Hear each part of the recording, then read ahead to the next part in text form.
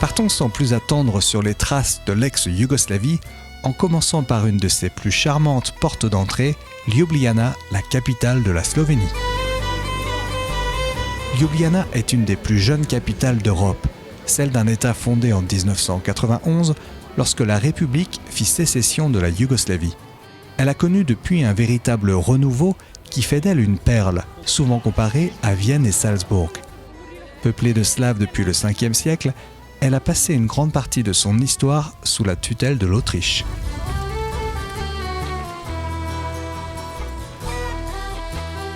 De part et d'autre de la rivière Ljubljanica, on peut admirer certaines réalisations du célèbre architecte slovène José Plečnik, comme le Pont des Dragons, un de ses chefs-d'œuvre. C'est au pied de ce pont qu'on découvre la statue du poète national slovène Franz Prešeren. Un de ses poèmes, Sladvica, à la vôtre, écrit en 1844, est devenu l'hymne national de la Slovénie. Il y célèbre les peuples qui aspirent à voir le jour, un monde où le frontalier sera voisin et non un ennemi, sans oublier de louer le vin et les belles Slovènes.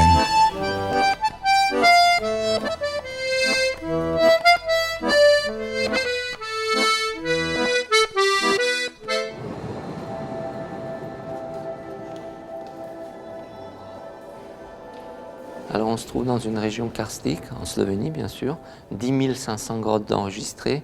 Si on additionne toutes les grottes, ça nous donne 730 km de galeries souterraines.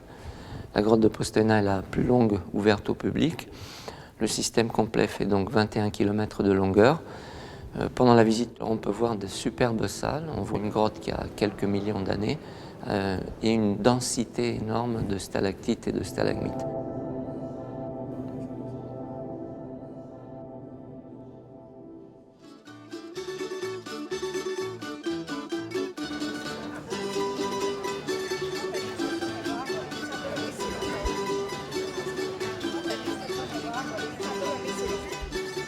Nous sommes en Croatie, nouvelle étape dans ce grand tour de l'ex-Yougoslavie.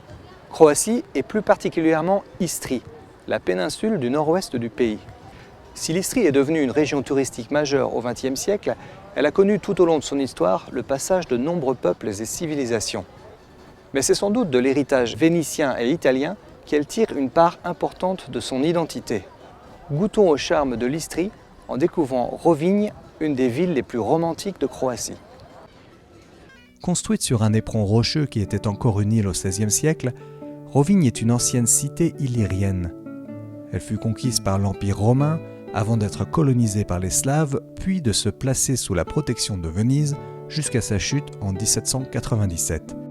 Il suffit d'une promenade dans le lacis de ruelles qui s'élève vers la cathédrale Sainte-Euphémie pour mesurer à quel point les piliers de l'histoire de Rovinj soutiennent encore la vie économique de la cité, car Rovinj est resté un des principaux ports de pêche croates.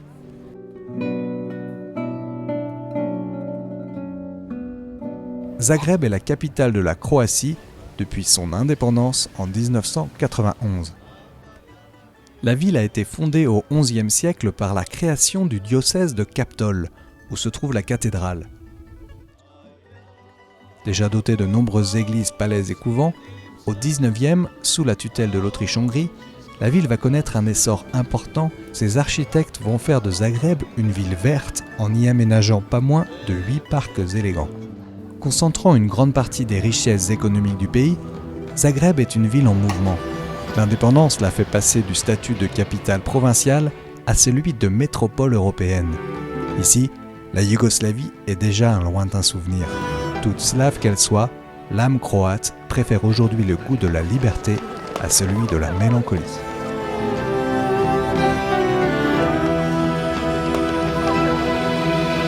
Udijelio svevišnji narodu mom, najljepšu zemlju pod nebom. C'est entre Zagreb et Zadar que se trouve le célèbre parc national des lacs de Plitvice. Été comme hiver, on visite avec ravissement cet ensemble de 16 grands lacs reliés entre eux par 92 cascades.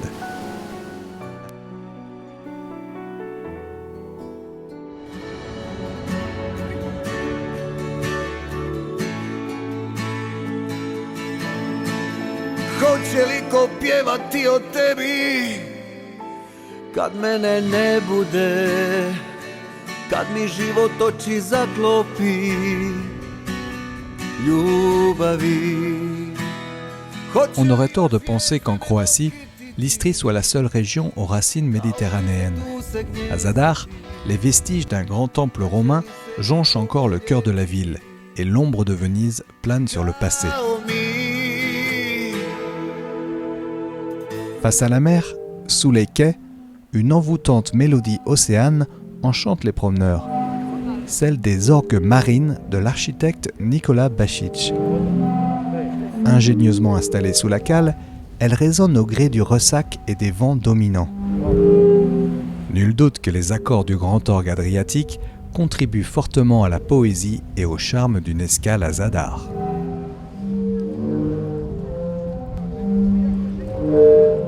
Qu'on longe la côte ou que l'on sillonne ces îles, on s'aperçoit que le littoral croate regorge de cités maritimes fortifiées, bâties sur des anciens îlots, des promontoires ou encore des presqu'îles. Attardons-nous sur un de ces joyaux du monde méditerranéen, la ville de Trogir. Elle est entièrement classée au patrimoine de l'humanité en tant que rare exemple de continuité urbaine et architecturale depuis l'Antiquité grecque. Les bâtisseurs parmi les plus prestigieux de leur temps se sont succédés à Trogir sans jamais renier les œuvres du passé. Pour s'en convaincre, il suffit de se hisser au sommet du campanile de la magnifique cathédrale Saint-Laurent. De là, on aperçoit les portes monumentales de la ville fortifiée et d'innombrables demeures et palais élégants.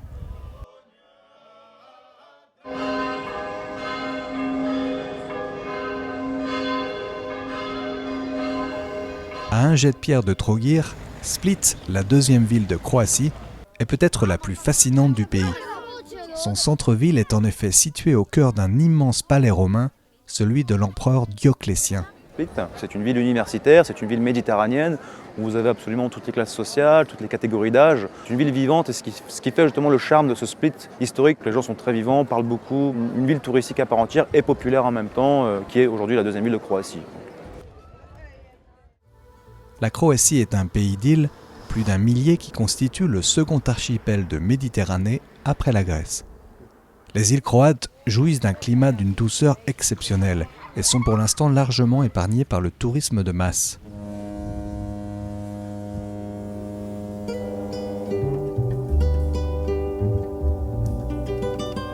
On trouve des îles animées comme Brač ou Hvar, le Saint-Tropez croate, des paradis naturels comme les Kornati, ou des destinations plus familiales comme Pag ou Rab. À chacun son île, avec à chaque fois la garantie d'y trouver une nature superbe, des criques isolées, des petits ports adorables et des villages qui nous ramènent au temps de Venise.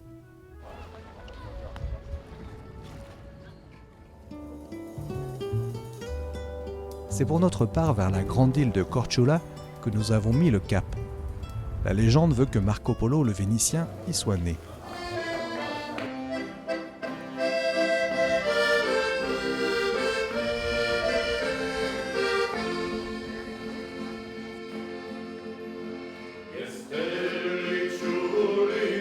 À Korčula, on vient aussi pour découvrir ses vignes et goûter à ses meilleurs crus réputés dans toute la Croatie.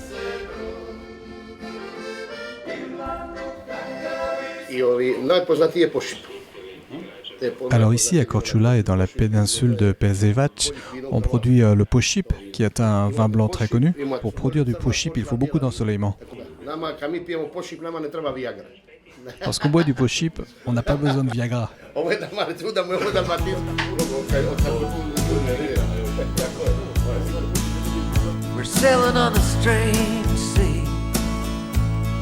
Celui qui cherche le paradis sur terre doit se rendre à Dubrovnik. C'est du moins ce qu'a écrit le dramaturge irlandais George Bernard Shaw dans les années 20. Pas étonnant que la cité ait joué de tout temps un rôle géopolitique majeur, celui de porte commerciale maritime entre les mondes chrétiens et ottomans. Jouant habilement sur les rivalités entre ses voisins, Dubrovnik s'est enrichie par le commerce. Elle en a profité pour multiplier les constructions prestigieuses, de nombreuses églises et palais, et pour se protéger par d'impressionnants remparts.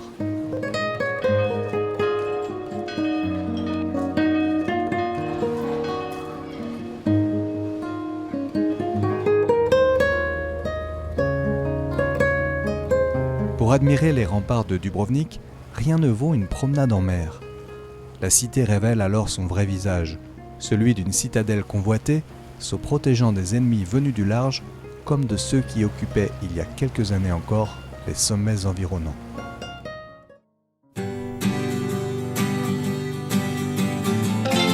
En route pour le Monténégro, un petit pays de 600 000 habitants dont l'indépendance obtenue par référendum a achevé le démembrement de la Yougoslavie en 2006. C'est au nord de ce pays, à une cinquantaine de kilomètres de Dubrovnik, que se trouve un site mondialement connu, les Bouches de Kotor.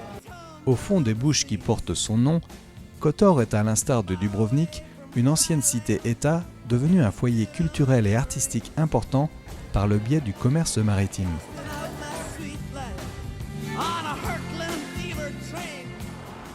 Beaucoup d'entre nous ont pour seules images de Sarajevo les grandes avenues qui mènent au centre-ville, bombardées depuis les collines où se trouvaient les positions serbes pendant le siège de la ville. Mais Sarajevo reprend des couleurs. Tous les tramways de Sarajevo mènent à Baščarčija, le vieux centre ottoman qui date du XVIe siècle. La tradition marchande du quartier a perduré au fil des siècles. La place Sebilj constitue l'épicentre du quartier, qui regorge également de petits restaurants où l'on sirote l'excellent café bosniaque, aussi riche en marc que son cousin turc. On peut d'ailleurs le faire dans un lieu chargé d'histoire, le caravansérail Morica Han, dont les origines remontent au XVIe siècle. Pour comprendre ce qui a bouleversé Sarajevo, il faut revenir au terrible siège de la ville entre 92 et 95. Le meilleur moyen de le faire est de visiter le célèbre tunnel de la vie, sous l'aéroport de Sarajevo. Construit à la pelle et à la pioche pendant 4 mois, le tunnel de Sarajevo redonna espoir aux assiégés et empêcha probablement la chute de la ville. Si la destruction du pont a tant marqué les esprits, c'est que Mostar représentait un des plus beaux exemples de diversité humaine et patrimoniale au sein d'une même ville.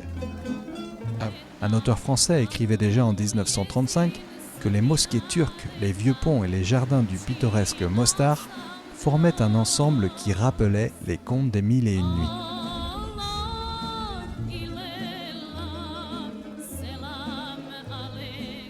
La Republika Srpska est un territoire lourdement marqué par le passé. Les noms des lieux où se sont noués certains des pires drames de la guerre des Balkans ne sont pas près d'être oubliés, à commencer par celui de Srebrenica, à 1 heure de Sarajevo. Dans le quartier de Potocari, une exposition de photos et un film retrace ce que beaucoup considèrent comme un génocide. En 3 jours, plus de 8000 musulmans furent exécutés à Srebrenica. Occupée par les Romains, devenue byzantine puis conquise par les Serbes, les Turcs et les Autrichiens, Belgrade a gardé relativement peu de traces de ce passé tumultueux. C'est cependant au cœur de la forteresse qui domine le Danube et la Save que l'importance stratégique de la ville apparaît comme une évidence. Malgré les plaies du passé, la vie culturelle et nocturne de Belgrade est portée par une jeunesse festive, désireuse elle aussi de rattraper le temps perdu.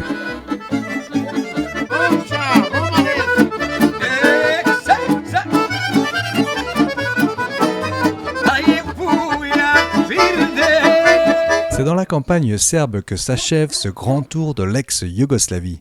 Parcourir ces anciennes régions, c'est découvrir le nouveau visage des Balkans. C'est aussi s'émerveiller de la capacité de l'homme à reconstruire les merveilles du passé, celle de la jeunesse à penser l'avenir, et celle de la nature, malgré la folie des hommes, à illuminer touche par touche le grand canevas des Balkans.